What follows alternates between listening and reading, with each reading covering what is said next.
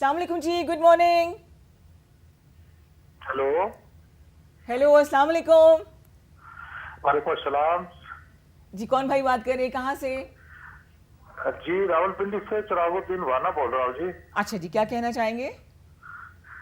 जी, मैं अभी आपकी आवाज कुछ शायद डिस्टर्ब हो रही, मैं अभी देख रहा था प्रोग्राम आपके टीवी पे जी जी। पंजाब के कल्चर के हवाले से और बिलखसूस लोहड़ी के हवाले से। हाँ जी, हाँ जी।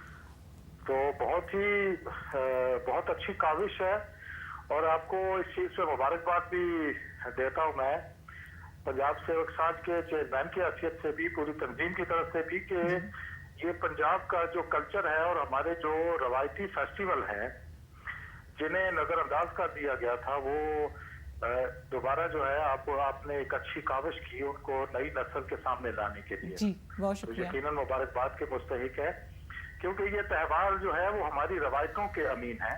वेरी राइट, और बिल्कुल लोहड़ी ठीक जो है। है वो पंजाब के बहुत सारी खूबसूरत रवायतें हैं, हमारी जो पंजाब की पंजाबी समाज की, उनकी नुमाइंदगी करता है।